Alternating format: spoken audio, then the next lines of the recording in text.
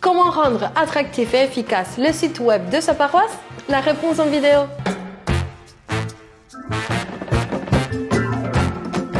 Bonjour, soyez les bienvenus sur la chaîne YouTube des Vivants dans le web, où je vous partage des astuces concrètes pour communiquer en église. Que vous soyez prêtre ou laïc, catéchiste ou bénévole pour un service d'église, un mouvement ou une paroisse.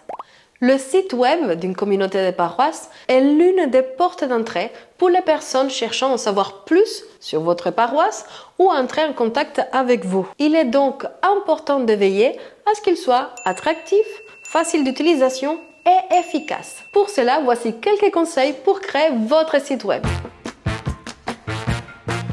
Les utilisateurs doivent pouvoir trouver rapidement les informations qu'ils recherchent grâce à un plan de site clair. Assurez-vous que les sections les plus importantes, les plus demandées, sont accessibles depuis la page d'accueil du site.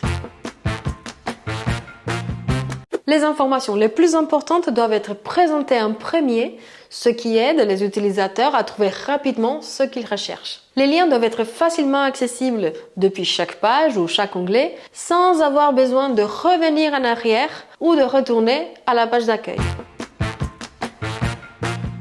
Le site doit être mis à jour régulièrement avec des informations actuelles et pertinentes pour les utilisateurs. Un site dont les informations datent des mois voire des années précédentes remet en question l'actualité et la véracité du reste des informations qui se trouvent sur le site. Je vous propose une expérience. Allez sur votre site web et cherchez l'heure de la messe du dimanche prochain et notez en combien de clics vous avez trouvé cette information. On peut aussi réaliser la même expérience en cherchant comment on se prépare au sacrement dans votre paroisse ou bien les adresses de chaque clocher qui forment votre communauté de paroisse. Si vous faites plus de 3 clics, pour l'internaute d'aujourd'hui, moins il y a des clics, donc moins de barrières pour trouver l'information souhaitée, mieux c'est. D'ailleurs, vérifiez que votre site soit responsive design, c'est-à-dire qu'il s'adapte à tous les écrans, que ce soit d'ordinateur ou de mobile. De plus en plus d'utilisateurs naviguent sur le web via leur téléphone portable. Votre site web doit donc être optimisé pour les appareils mobiles pour améliorer l'expérience utilisateur.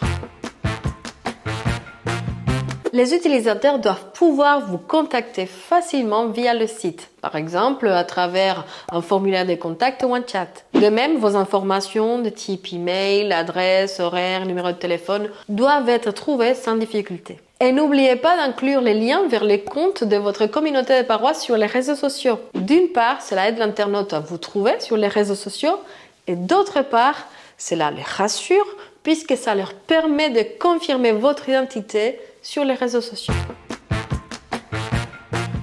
Est-ce que les noms des menus, des onglets, des sections de votre site paroissial sont compréhensibles par les communs des mortels? En église, nous avons tendance à utiliser des termes qui sont très parlants pour ceux de la maison, mais qui ne veulent pas dire grand-chose pour les autres. Évidemment, je ne parle pas des mots comme baptême ou messe. Mais par exemple, je ne suis pas certaine que madame, monsieur, tout le monde sache ce à quoi correspondent la plupart des acronymes que nous utilisons en église. N'hésitez donc pas à expliquer le jargon. Et voilà, cette vidéo touche à sa fin. Si vous avez des questions concernant la création d'un site web paroissial, n'hésitez pas à laisser vos questions en commentaire de cette vidéo pour que nous échangions à ce sujet.